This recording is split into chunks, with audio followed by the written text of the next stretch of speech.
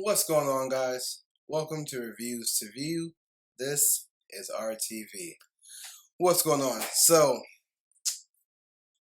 I just saw Ghostbusters, and I know I'm like several months, maybe a couple months too late. But you know what? It's whatever. I got around to finally seeing it. I didn't want to see it. I actually did a Ghostbuster rant and said I would not see this movie. But luckily, I saw it my own way. So, and the only reason why I saw Ghostbusters was because I was honestly bored. I was seriously bored. I had nothing to do, like nothing to do at all. And I was like, you know what? It's late. It's late. Let me just watch it.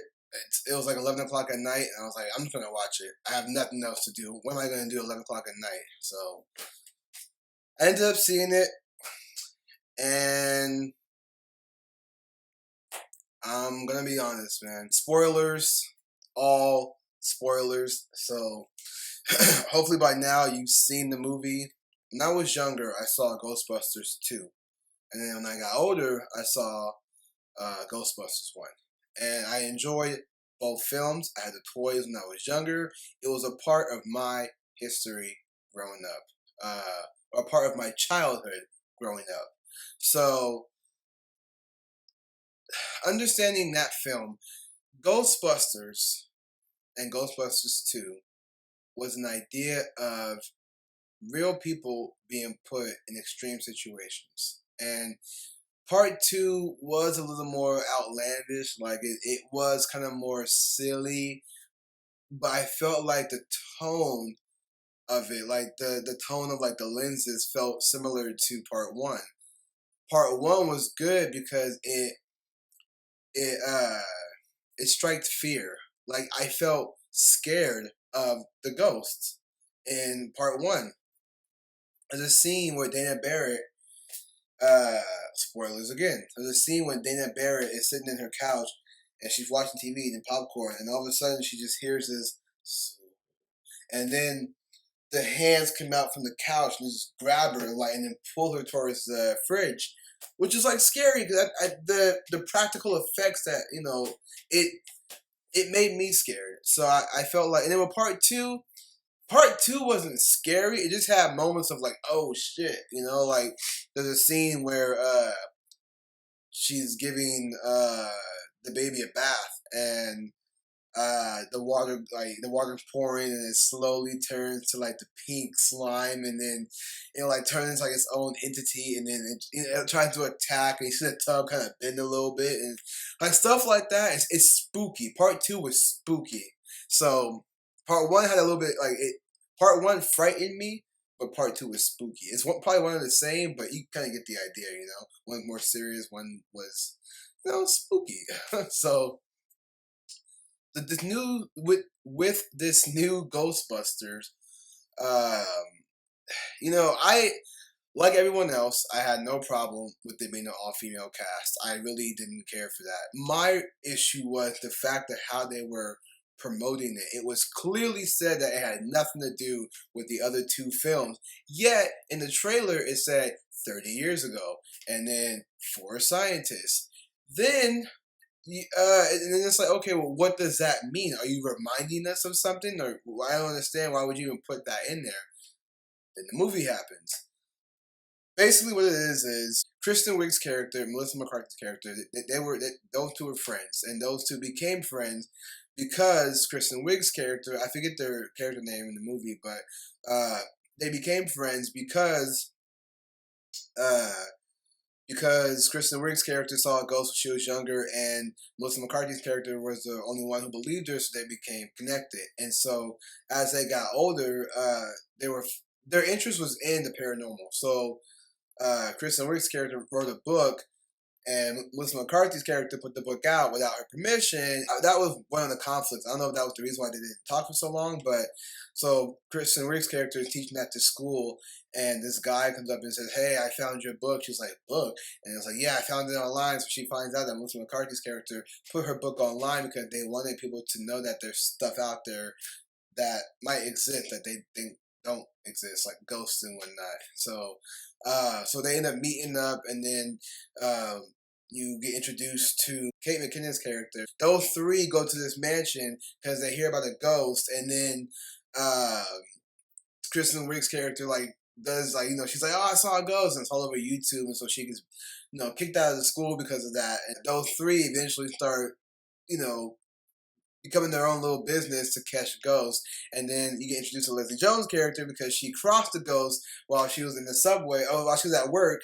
And then she saw this guy that was talking to her who was kind of weird. So she saw him go on the train tracks.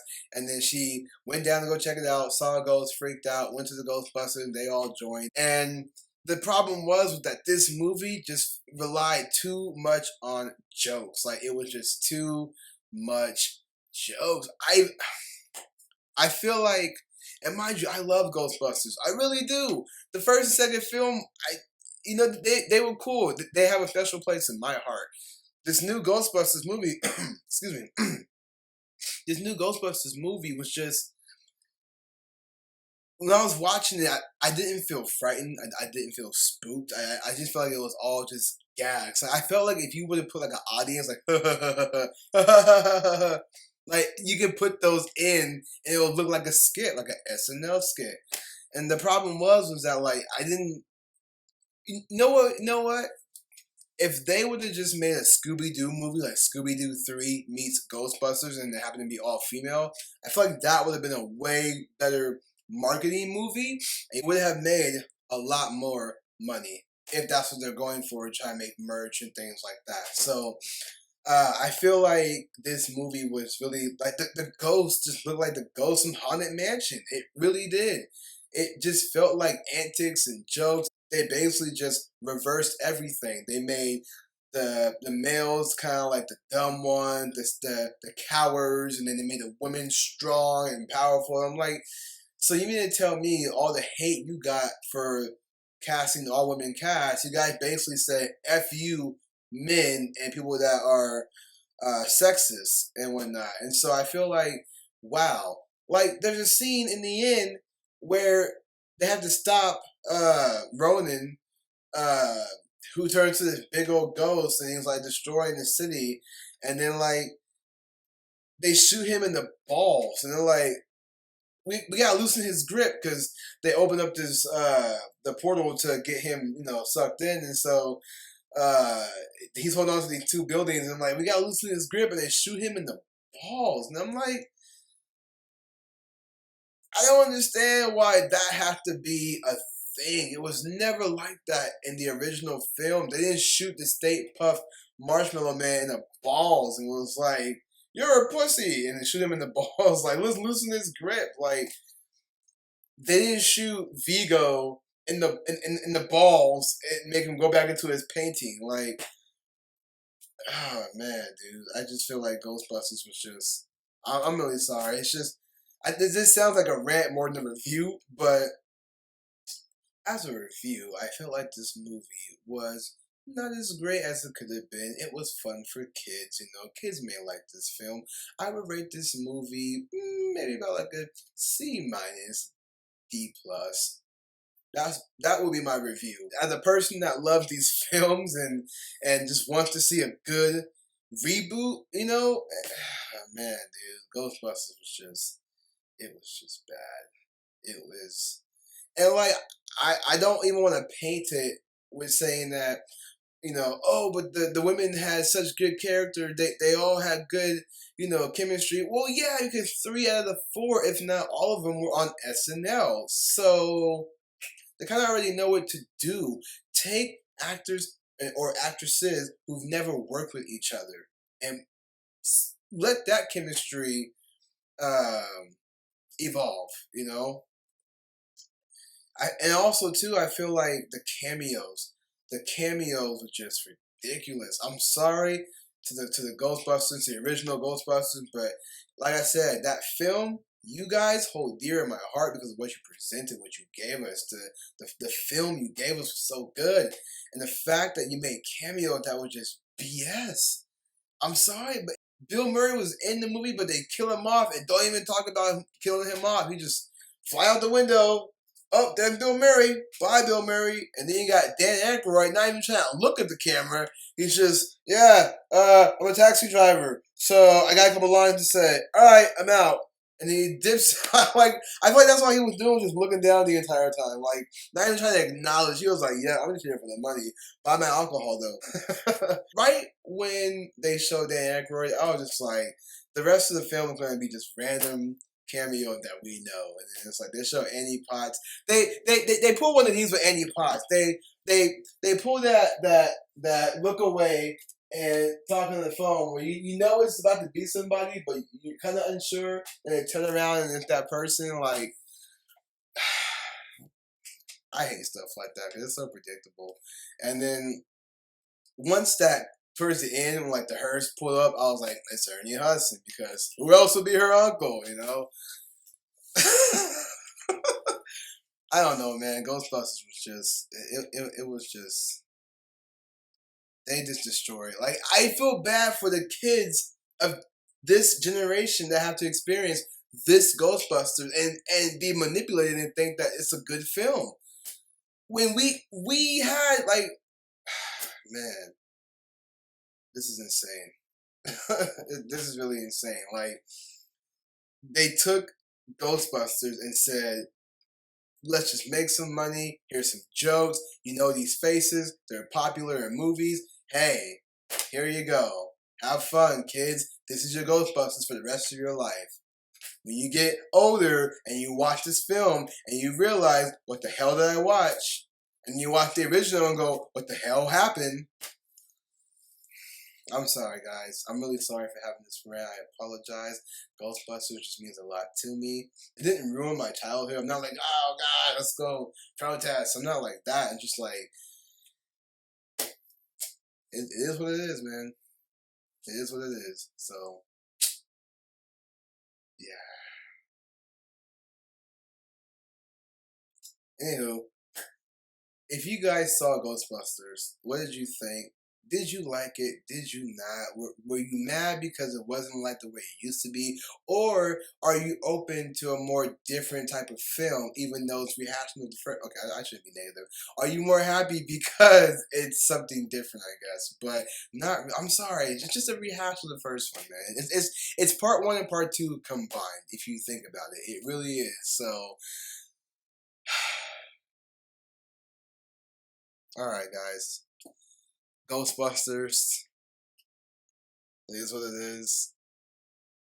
We're gonna continue to keep getting movies like this. There's gonna be reboots, remakes. Whatever happened to originality? What happened to making the movie with passion? Didn't anybody learn from Deadpool? Didn't anybody learn from Deadpool? You know how passionate that movie was? People say, oh, the storyline was similar. It's like, you know what? The storyline may have had a similar thing, but they told you that in the movie. I'm sorry to talk about Deadpool right now, but I'm just saying that was a good movie. That was a really good movie, and that was a passionate movie. They told you everything about that movie, and yet it was still good. The fact that they told you what was going to happen, all the jokes, all the fun they poked at it, and it was still good. Think about that. For those making movies out there, please don't ruin Justice League. I'm serious. Don't ruin Justice League. That's random, but I have to say, don't ruin Justice League, please. Just give us a good movie. Forget Marvel. I'm not saying forget Marvel like that. I like Marvel movies. I'm a Marvel fan. I'm saying don't pay attention to what they're doing. DC, do your own thing. Look at the comics. Look at the difference between the comics of DC and Marvel. Just look at the difference. There's two different sides of the coin. All right, you guys.